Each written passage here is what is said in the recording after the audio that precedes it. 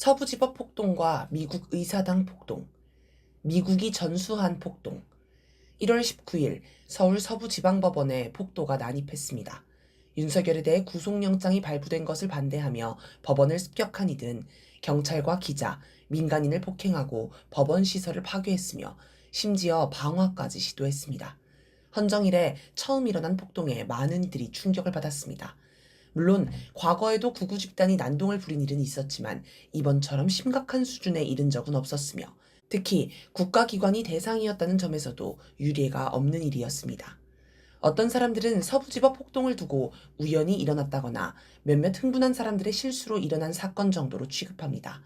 국힘당 비대위는 윤석열 지지자들의 안타까움과 비통한 마음은 충분히 이해한다 라며 폭도를 비호했고, 신동욱 국힘당 수석대변인은 폭동이나 폭도 같은 자극적, 정쟁적 용어를 남발하는 등 극단적 갈등을 유발해서는 안 된다 라며 폭도를 자극하지 말라고 요구했습니다. 또 어떤 이들은 폭도들이 여론의 문매를 맞는 등 강한 역풍이 불었기 때문에 다시는 이런 일이 일어나지 않을 것으로 예측하기도 합니다. 하지만 윤석열 탄핵 재판이 열리는 날마다 헌법재판소 앞에 극우단체가 몰려들어 폭동을 일으키려는 조짐을 보입니다. 이들은 헌재 건물 층별 도면을 공유하고 현장 답사를 하며 폭동을 모의했습니다. 헌재에 불을 지르자고 선동한 사람이 구속되는 일도 있었습니다. 또 10일 국가인권위원회에서 윤석열 방어권 관련 회의가 열리자 윤석열 지지자들이 몰려가 국가인권위 건물을 점거하고 출입을 통제하는 소동을 일으켰습니다. 이들 중에는 미국 영화 주인공 캡틴 아메리카의 무기인 방패를 든 자도 있었습니다. 이들의 행태를 보면 이해가 잘 가지 않습니다. 너무 무모해 보이기도 하지만 대체 뭘 얻으려는 건지 알 수 없습니다. 누가 봐도 폭동이 성공할 수는 없고 역풍이나 불어 자기들이 지지한다는 윤석열에게 도움은커녕 해만 끼칠 텐데 말입니다. 저게 단지 충동적인 분노 표출인지 단순한 중국 혐오에서 비롯된 것인지 잘 볼 필요가 있습니다. 많은 이들이 서부지법 폭동을 보며 2021년 1월 6일 발생한 미국 의사당 폭동을 떠올렸습니다. 트럼프 대통령의 대선 패배에 불복한 폭도가 의사당을 점거했고, 이 과정에서 경찰 1명과 폭도 4명이 숨지고 100명이 넘는 사람이 다치는 충격적인 사건이었습니다. 이 사건 이후 미국 사회의 정치적 갈등은 더욱 커졌습니다. 공화당과 민주당 지지자가 시위 도중에 충돌하거나 총으로 무장하고 무리지어 돌아다니는 등 내란을 넘어 내전을 방불케 하는 분위기입니다. 뉴욕타임스는 내전 수준의 정치 분열이라며 내전이라는 단어를 자연스럽게 사용합니다. 심지어 미국 내전을 가정한 영화까지 등장해 흥행했습니다. 영화 제목부터 11워, 내전입니다. 미국 사회에서는 진짜 내전이 일어날 수도 있다는 우려와 걱정, 공포가 퍼졌습니다. 미국 정치권과 언론은 이런 분위기를 개탄하지만 이미 대세가 된 모양입니다. 의사당 폭동은 트럼프가 선동한 것입니다. 트럼프는 자기가 선거에서 지면 부정선거라고 주장하고 내전이 일어난다고 경고했습니다. 내전이 싫으면 자기를 찍으라는 협박입니다. 심지어 트럼프는 내가 당선되지 못하면 미국이 피바다가 될 것이라는 말도 했습니다.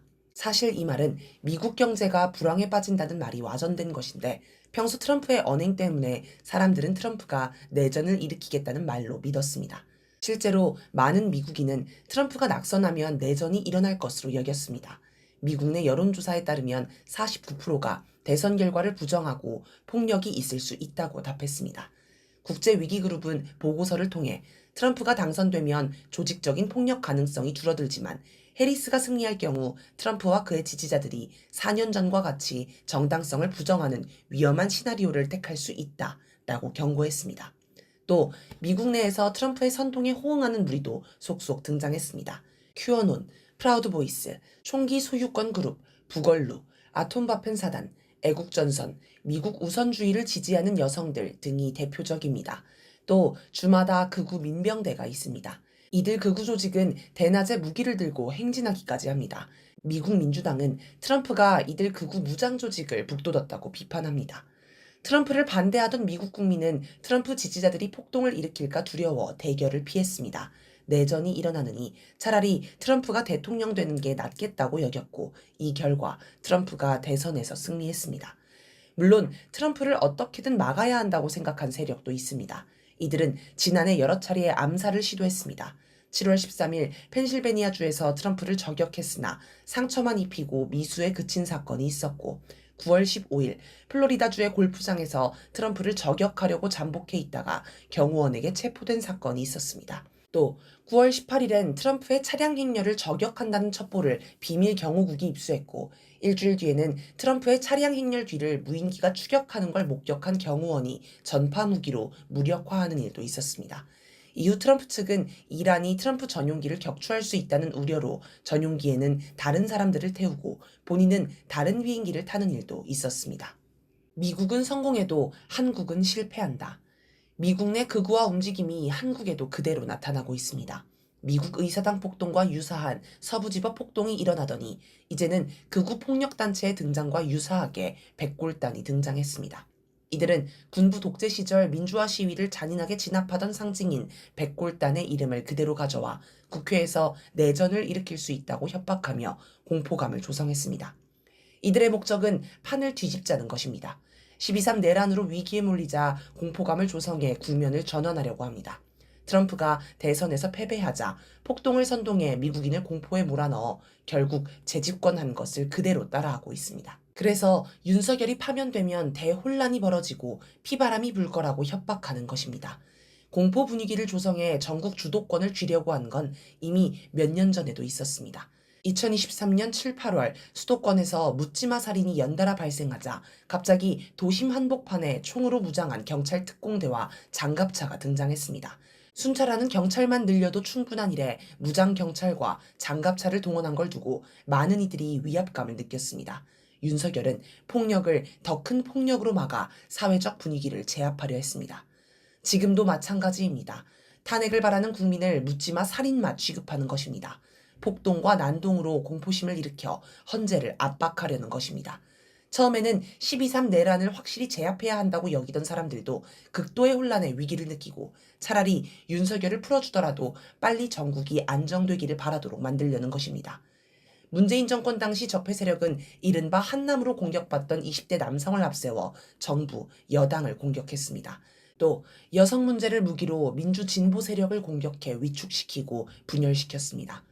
방송인 김어준 씨는 2018년 2월 24일 김어준의 다스베이다에서 다시 확산하던 미투 운동을 두고 적폐 세력이 공작을 펼 가능성이 있다고 경계했습니다.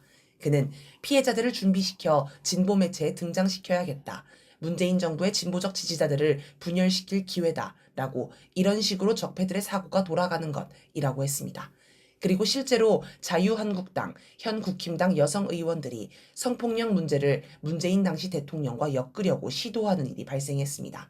홍준표, 당시 자유한국당 대표는 아예 미투 운동으로 좌파 정권이 더 많이 걸렸으면 좋겠다라고 대놓고 이야기하기도 했습니다. 그런데 이런 방식은 미국이 자국 내 정적을 제거하기 위해 흔히 써온 수법과 유사합니다. 미국이 한국 정치에 밀접히 개입해온 것을 생각해보면 이런 현상들이 단지 극우 세력이 미국을 따라하는 것만이 아니라 미국에서 적극적으로 전수, 지도해주는 게 아닌가 싶습니다. 그런데 한국과 미국이 다른 점이 있습니다. 미국에서는 트럼프를 반대하는 쪽에서 폭동의 수괴인 트럼프를 암살하려고 시도했는데 한국에서는 그런 일이 없다는 것입니다. 대신 국민이 폭도를 두려워하지 않고 촛불과 응원봉을 들고 거리에 나섭니다. 내란 세력과 타협하지 않고 후퇴하지도 않습니다. 내란 세력, 폭도를 대중의 힘으로 이겨내고 있는 것입니다. 촛불 시민은 윤석열 탄핵 촛불 집회에 안 나가면 속이 답답한데 나가면 속이 뻥 뚫린다고 합니다. 사람은 원래 화가 날 때 풀지 못하면 자포자기합니다. 우리 국민은 꾸준히 촛불을 들고 분노를 표출했기 때문에 포기하지 않고 국회에서 계엄도 막을 수 있었습니다. 2년 반 넘게 광장에 꾸준히 모여 싸우며 경험을 쌓고 단련되었기에 윤석열이 계엄을 선포하자 즉시 국회로 쏟아져 나와 계엄군 장갑차를 막을 수 있었습니다. 촛불 시민은 집회장에 모여서 주인의식을 가지고 저항하고 행동합니다. 이 과정에서 해방감을 느끼며 투지, 신념, 동지애, 희망, 사랑을 느낍니다. 많은 사람 가운데 한 명이지만 자기가 안 나가면 안 된다는 책임감도 높습니다. 집회 현장에도 수십만 명이 나오지만 유튜브로도 수백만 명이 보기 때문에 사회 분위기가 바뀌고 국민의 기운도 높아집니다. 이게 한국과 미국의 근본적인 차이입니다. 국민이 나라의 주인으로 행동하는 데서 근본적 힘이 나옵니다. 한국과 미국의 차이가 또 있습니다. 과거 미국은 1860년대 남북전쟁이라는 내전을 겪었습니다. 남북전쟁을 흔히 노예 해방전쟁이라고 여기지만 내막을 들여다보면 남부의 농업자본과 북부의 공업자본이 서로의 이익을 지키기 위해 전쟁을 한 것입니다. 여기에 미국 국민 공통의 정의란 없습니다. 오직 이권만 있을 뿐입니다.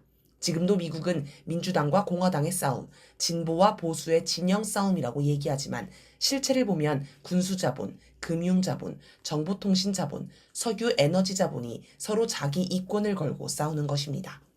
미국은 원래 돈을 찾아 이민을 간 사람들이 만든 나라입니다. 그런 사람들에게 무슨 정의가 있겠습니까? 돈이 곧 정의이겠지요. 그러니 국민의 사상이 돈사상, 이권사상입니다. 아메리칸 드림의 드림은 돈입니다. 마더랜드가 아니라 머니랜드입니다. 아메리칸 드림이니 마더랜드니 다 개소리에 불과합니다. 미국인은 전쟁터에서도 자국민이 죽으면 난리가 나고 반전투쟁이 폭발하지만 상대 국민이 죽으면 기뻐합니다. 전쟁이 곧 돈이라는 걸 알기 때문입니다. 미국인은 자기도 이민자의 후손이면서 이민자를 반대합니다. 트럼프가 이민자를 내쫓겠다고 해서 대통령에 당선된 것도 이 때문입니다. 흑인은 자기들이 인종차별을 받으면서도 또 아시아인을 차별합니다. 반면 우리는 애국 애족의 전통이 있습니다.